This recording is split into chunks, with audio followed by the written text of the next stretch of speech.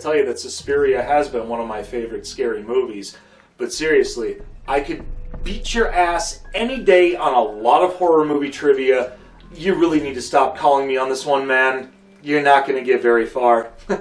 Nice try. Thanks for playing.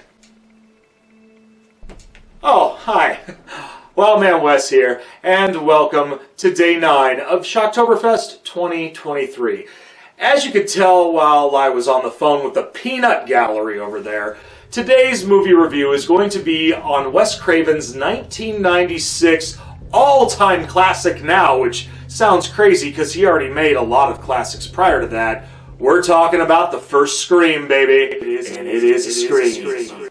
So chances are, so many of you that watch things on YouTube, whether it's my channel or anybody else's channel, you've probably seen a lot about Scream. I mean, come on. We are going on almost 30 years of this franchise. The 6th movie is going to be coming out soon. I mean, what are the odds? I mean, hey, a lot of other franchises had number 6 within about 10 years, and I mean, we all know how those go, but this franchise, for better or worse, some of the movies kind of, a little bit, but for the most part, they've done great. Even the TV series on MTV. Not bad. Not bad at all. But Robble, we're going to talk about the first movie right now. Basically, these kids are getting picked off by a serial killer who's calling them on a pretty much blocked number, asking them about scary movies, which one's their favorites, and to the point where if they start getting the answers wrong on some of the questions he asks, oh, they're dead. Oh, they're very dead. But the problem is, nobody knows who the killer is. Then you find out one of the characters named Sydney pretty much has a rough past. Her mother was killed by some random yahoo, and she's pretty much sheltered. She doesn't really like doing a whole lot of stuff. Her boyfriend's always wanting to try to bring their relationship a little bit more to the next level. She's just going, nope, we're not going to do that. And then her boyfriend has a best friend who's big into horror films as much as he is. And then they also have another friend named Randy who's the video store clerk who knows everything about every horror movie, about everything and everything and everything and everything. Man, he sounds like me a little bit, but less pretentious. Or maybe more. Anyways, Sydney is being stalked by this random killer, and while she's being stalked, people are trying to figure out who the killer is. Now, in the midst of all this, there is a woman named Gail Weathers, who is a reporter that knew Sydney's mother, who's trying to get her book out there, who's trying to report, and doesn't really know the truth about how she died. And Sydney and her are having this problem, and then we have a young deputy named Dewey with his sister Tatum, and he's trying to figure out things while he's got a crush on Gail, and Tatum's trying to help out Sydney, and eventually she gets picked off. People get picked off, until you find out the truth. Oh, the truth scares you. And you want to know why the truth scares you? You can't handle the truth! And the truth is, Sydney's boyfriend Billy and his best friend Stu are the killers that have been killing people off in their town, and not just that, but also killed her mother. And then they're going to try to pin it on her father, but Sydney's able to turn the tides on them and survives for a long, long time.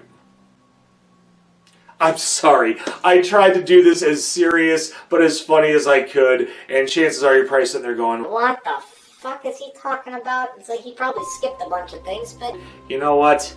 Hey, it's a movie that's been around for 30 years and I remember a lot, and at the same time, there's a lot to remember. So let's talk about the things that I like and I don't like about the film, because there's a lot to talk about, and I want to make sure I keep your attention at bay so you don't go, Not too boring. What I love about this film, big time, is that Wes Craven knows how to poke fun at himself. And he also knows how to poke fun at the film industry. Especially at the beginning of the film, the first victim is asked what her favorite scary movie is, and she mentions Nightmare on Elm Street, which, perchance, was written and directed by Wes Craven. And the killer Ghostface asks, isn't that the guy who has knives for fingers? Yeah, Freddy Krueger. It's like, oh, I like him, he's scary. Well, the first one was, but the rest sucked. Well, theoretically, at that point, he's also poking fun at his film from 1994, Wes Craven's New Nightmare, which is kind of funny because at least he can poke fun at himself as well as all the other directors that tried to do a film within the franchise. Also, let's not forget, at one point, Wes Craven has a cameo as a janitor named Fred, wearing the striped shirt and fedora that Freddy Krueger so honorably wears within the franchise.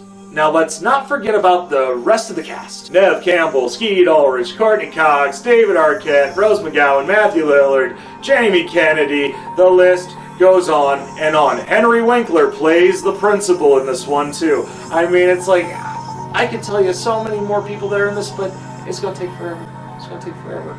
But they did a great job. The whole ensemble cast just knows how to delve into this dark comedy. I mean, yes, it is a horror film, but the references, I mean, this is basically a horror movie version of what we have now with a lot of movies that have taken pop culture and brought it into their universe. You look at movies like the Wreck-It Ralph series on Disney. You think about movies like even, hey, we're going back to Disney, even the Chippendales Rescue Rangers reboot where they brought back all these pop culture characters. I mean, hell, Ugly Sonic makes a cameo in that one, right? So, yeah, this was like the precursor of bringing in all these characters, or the references, and it was perfect. You're either perfect or you're not me. There's no gray area. Now it's time to talk about what I don't like about this film.